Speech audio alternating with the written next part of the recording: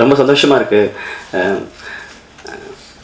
ஃபிலிமில் ஆக்ட் பண்ணதுக்கும் ஷோகாலி சாங் கொரியோகிராஃப் பண்ணதுக்கும் ஃபஸ்ட்டு கௌதம் சாருக்கு அதுக்கு ரொம்ப பெரிய தேங்க்ஸ்.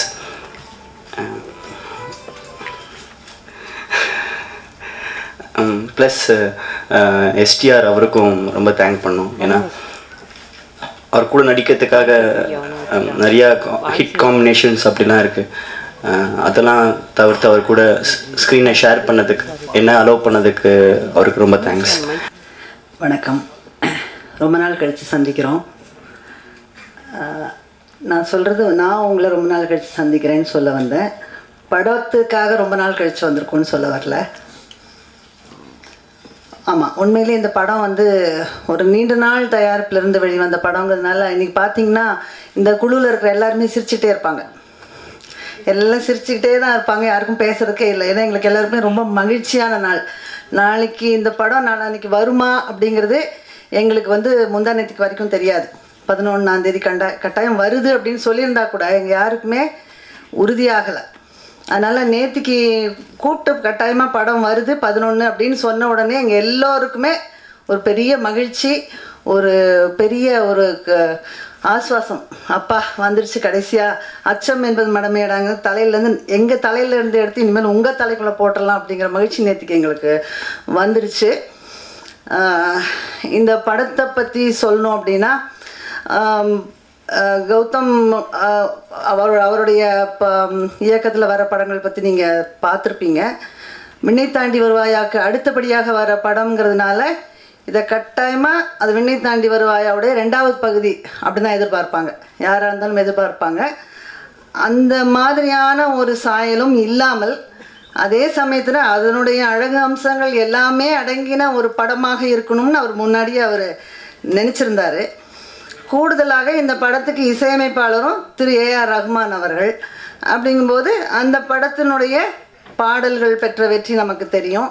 இந்த படத்துலையும் அதே போல் பாடல்களை சார்ந்து பாடல் காட்சிகள் அது எல்லாத்துக்குமே ஒரு பெரும் எதிர்பார்ப்பு கதையை தாண்டியும் இருக்கும். கதை ஒரு புறம் இருந்தால் கூட அதற்கு நிகராக ஒரு பாடல் காட்சிகள் இருக்கும். அதுவும் விண்ணை தாண்டி வருவாயாவை விட அதிகமாக இருக்குங்கிற எதிர்பார்ப்பு எல்லாமே கூடியிருது. அப்போ ஒரு படத்தினுடைய முந்தைய படத்தினுடைய வெற்றி அடுத்த படத்தில் நாங்கள் எடுத்துக்கிட்டு போக வேண்டிய அந்த ஒரு சுமை எப்போவுமே எங்களுக்கு இருக்குது. இந்த படத்தில் பார்த்திங்கன்னா விண்ணை தாண்டி வருவாயோடைய பாடல் வெற்றிகள் அப்படிங்கிறது அதை தாண்டி இருக்கா இல்லையா நீங்களே சொல்லலாம். இந்த படத்தினுடைய பாடல்கள் நீங்களும் கேட்டுட்டீங்க, இப்போ 3 பாடல் காட்சிகளும் பார்த்துட்டீங்க.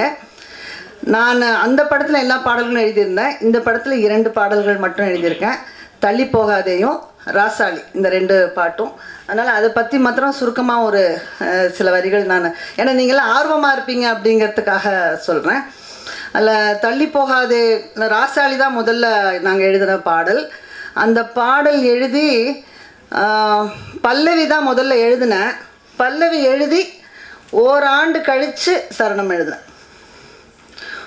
ஒரு பல்லவி முடித்து அது அங்கே எங்கே விட்டோமோ அங்கேருந்து 1 வருடம் கழித்து மறுபடியும் அதையே எழுதுறது அப்படிங்கிறது வந்து எவ்வளோ பெரிய ஆச்சரியம் யோசிச்சு பாருங்கள்.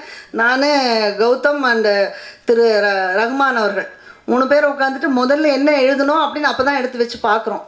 ஓ பல்லவி இப்படி இருக்கா, சரி இதுதான் உங்களுக்கு சரணம் இதுதான் அப்படின்னு சொல்லி அப்பயே போடுறாரு. அப்பயே மெட்டு போட்டுட்டு இவ்வளோ தான் அப்படின்னு சொல்லி சொல்கிறாரு. நான் அது கொஞ்சம் இனிமையாக கொஞ்சம் மெதுவாக இருக்குது, சரணம் கொஞ்சம் வேகமாக இருக்கலாம் அப்படின்னு சொல்லி கொடுத்தது தான் நீங்கள்லாம் கேட்குற அந்த திருப்புகழ் சந்தத்துக்கு கொடுக்குறாரு. அப்போ எனக்கு ரொம்ப ஆச்சரியமாக இருந்தது. அது வேறு மாதிரி இருக்குது, இது வேறு மாதிரி இருக்குது அப்படின்னா, இல்லை நீங்கள் எழுதுங்க வேறு மாதிரி வரும் அப்படின்னு சொல்லி கொடுக்குறாரு. அப்போ 1 ஆண்டுக்கு பிறகு எழுதின சரணம் அந்த முத்தைத்தர் அந்த சந்தத்தில் வந்த இது நீங்கள்லாம் கேட்டீங்க. அப்புறம் அது ரொம்ப ஒரு சிறப்பான ஒரு பாடல். ரொம்ப வேகமாக பண்ணினோம், சரணம் வந்து வேகமாக பண்ணி ஒரு 3-4 நாட்களில் முடித்தோம். அதனுடைய அது வெளியில் வந்து நாங்கள் கேட்ட போது எனக்கு நல்லா தெரிஞ்சு போச்சு இந்த பாட்டு வந்து எங்கேயோ போகுதுன்னு. எனக்கு ரொம்ப பிடித்த பாடல் ராசாளி தான் இந்த படத்தில்.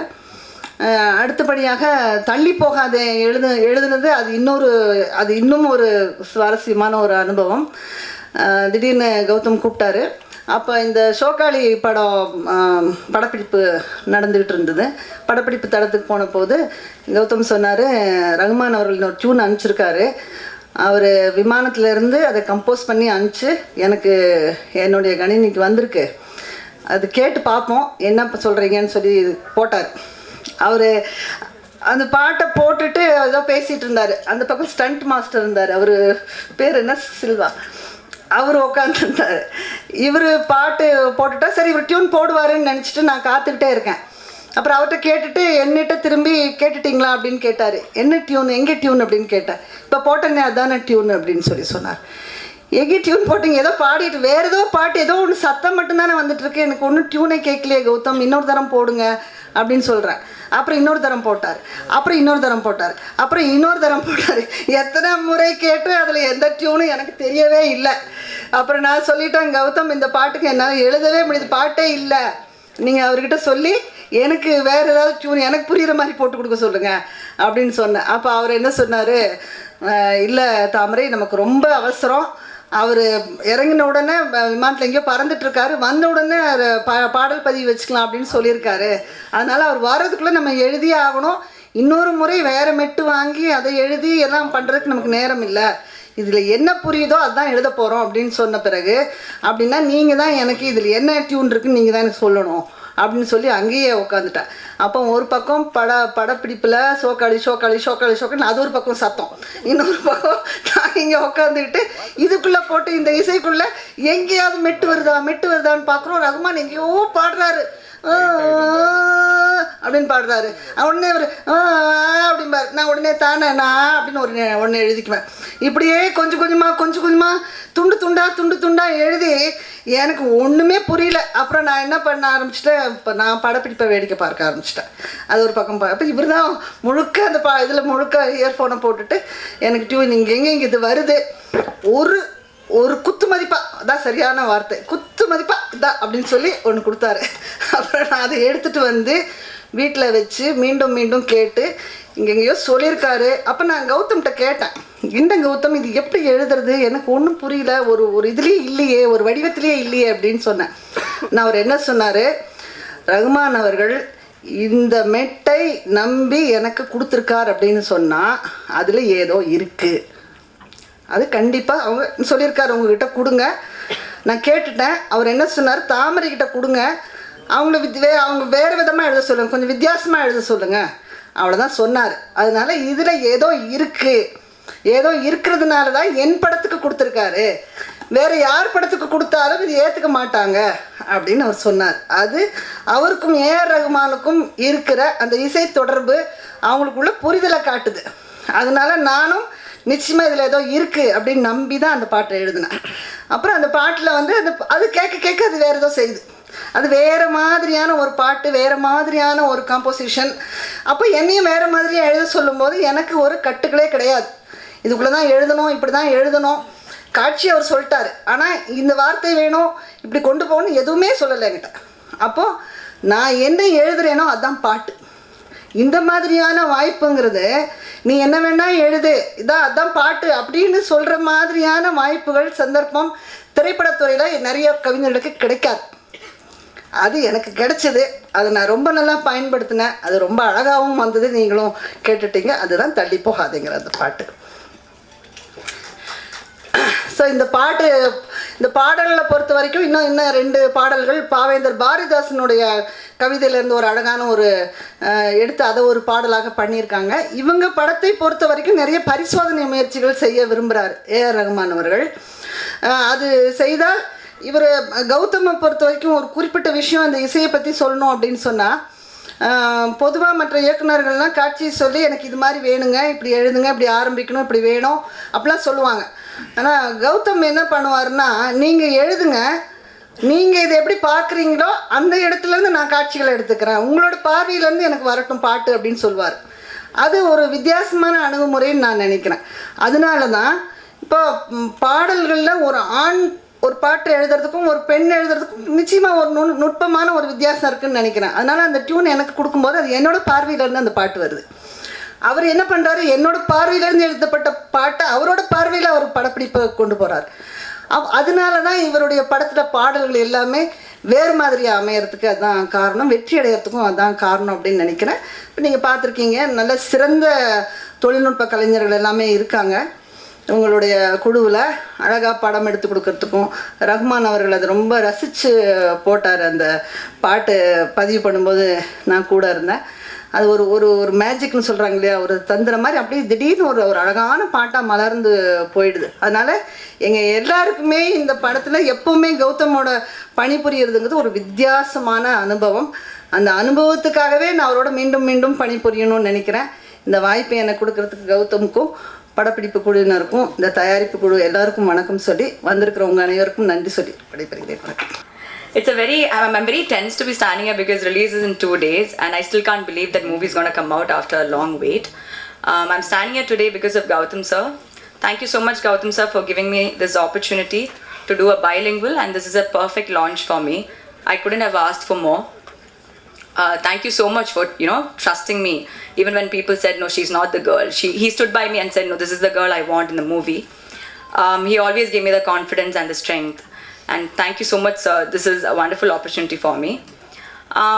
A big thanks to the entire team of AYM. Like he said, today we are here and we can sit here and smile because of that whole team. They've been working every single day. I personally know people who haven't even slept for days, and I'm really thankful to all of them.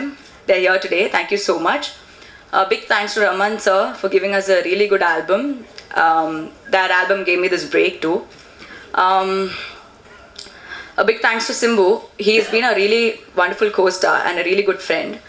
He's helped me a lot with the procedure. He's helped me when it comes to acting.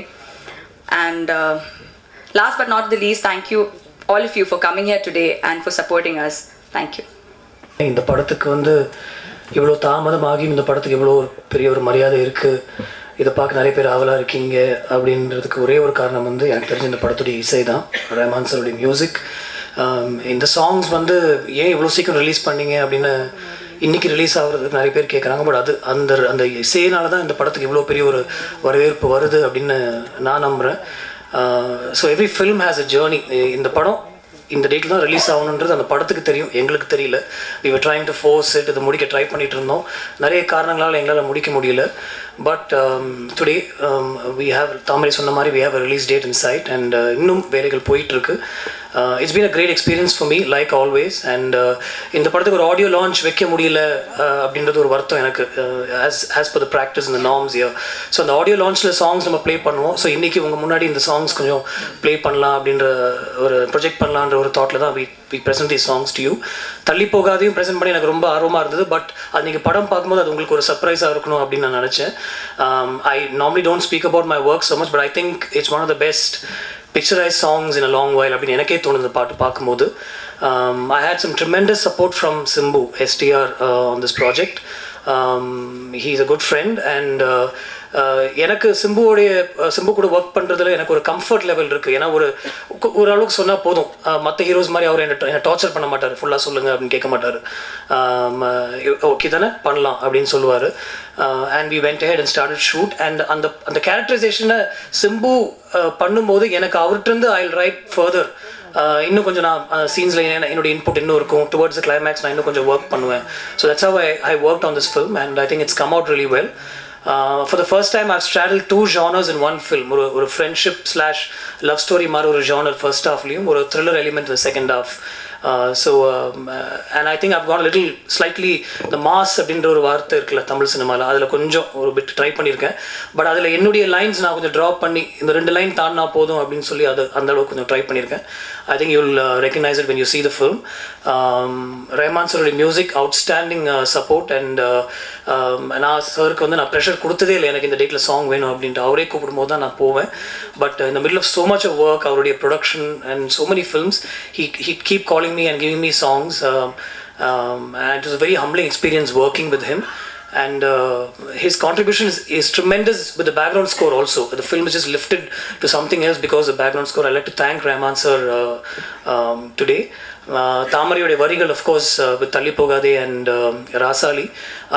எனக்கு வந்து தாமரை சொன்னாங்க, அப்படி எனக்கு வந்து அவங்க அவ்வளோ options கொடுப்பாங்க எனக்கு, பல்லவி சரணம், அதுலேருந்து நான் சூஸ் பண்ணி தான் நான் அந்த விஷுவலே நான் என் மைண்டில் செட் பண்ணுவேன். ஆல்தோ ஓவராலாக வந்து ஒரு பிக்சர் என் மைண்டில் இருக்கும். அண்ட் இதில் வந்து மதன் கார்கியோட ஒர்க் பண்ண ஒரு வாய்ப்பு எனக்கு கிடச்சிது. அந்த ஃபர்ஸ்ட் ஐ திங்க் தாமரை அந்த டைமில் அவங்களுடைய டேட் எனக்கு கிடைக்கலன்றதுனால ஒரு சாங் அர்ஜென்ட்டாக ஷூட் போக வேண்டியிருந்தது இது நாள் வரையில். So at the time I got an opportunity to work with Madhan Karky. So music and songs பொறுத்த வரைக்கும் extremely happy with the way this film is turned out. Manjima, I have the good fortune of introducing Manjima to Tamil cinema. அவங்க வந்து வடக்கன் selfie அப்படின்ற ஒரு படத்தில் மலையாளத்தில் நடிச்சிருக்காங்க. But இந்த படத்தில் அவ்வளோ பர்ஃபெக்டாக அவங்க லிப்ஸிங்க் இருக்கும். இந்த படம் தெலுங்குலேயும் நாங்கள் பண்ணோம், தெலுங்கும் அவங்க பேசினாங்க. நம்ம வீட்டில் இருக்கிற ஒரு பொண்ணு மாதிரி Manjima. So she is here to stay definitely.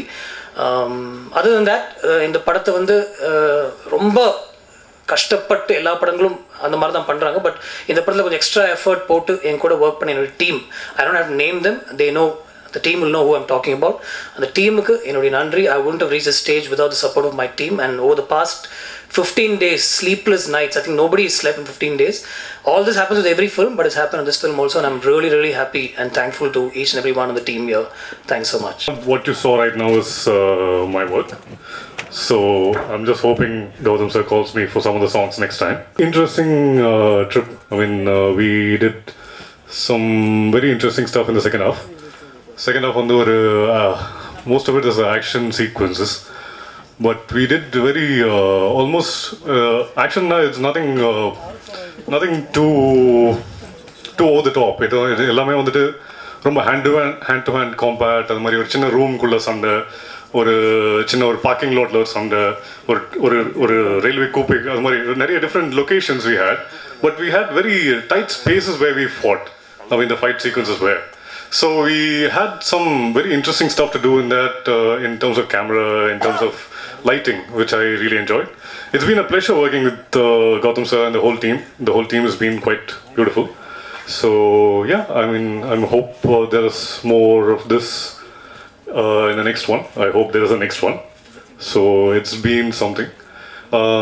Yeah, it's been a serious bit of pleasure in the second half. நீங்க பார்த்து சொல்லுங்க எப்படி இருக்குன்னு. We used a lot of reds and oranges to kind of give it one gritty kind of feel.